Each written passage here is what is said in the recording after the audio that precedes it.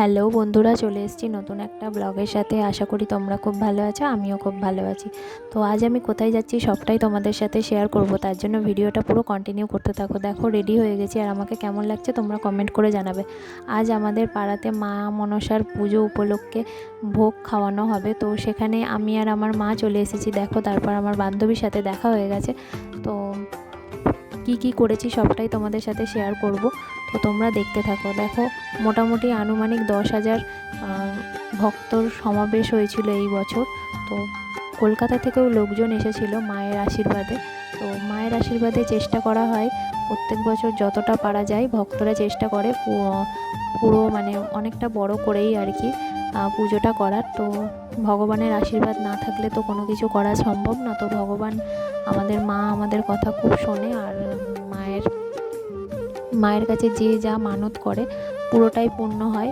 তো সেই কারণে মানুষ আরও বেশি আর কি লোকজন আসে আর কি। তো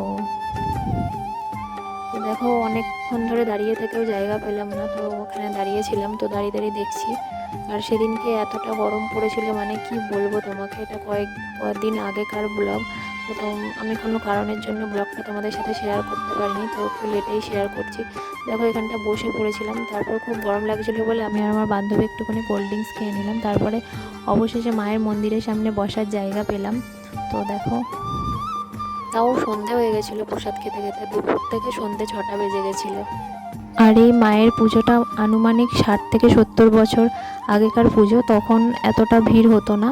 তো এখন অনেক লোকই হয় আর কি। তো আগে আর মোটামুটি প্রসাদ খাওয়ানো হয় 10 বছর ধরে। তো আগে লুচি খাওয়ানো হতো, এখন রাইস খাওয়ানো হয়। তো দেখো, অবশেষে খেতে বসে পড়লাম। তো খাওয়া কমপ্লিট হয়ে গেল। দেখো কি সুন্দর মানে সাজিয়েছে, এতটা ভালো লাগছে, রাস্তাতে খুব দারুণ সাজিয়েছে।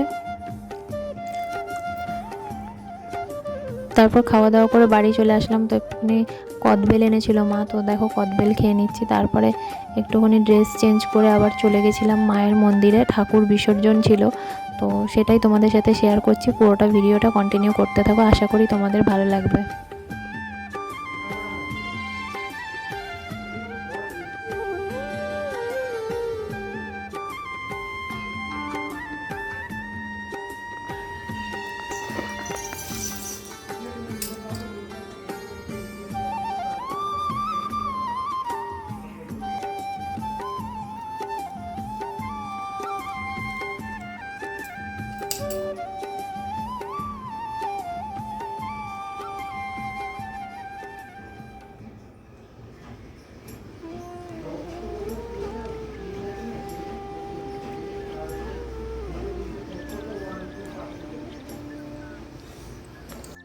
তারপর চলে এলাম বাড়ি, ফ্রেশ হয়ে নিলাম, খাওয়া দাওয়া করে নিলাম। ভিডিওটা যদি ভালো লেগে থাকে লাইক কমেন্ট শেয়ার করে দিও, আমার চ্যানেলটা সাবস্ক্রাইব করে দিও। ততক্ষণ তোমরা ভালো থেকো, সুস্থ থেকো, আর পরের ব্লগের সাথে দেখা হচ্ছে। টাটা।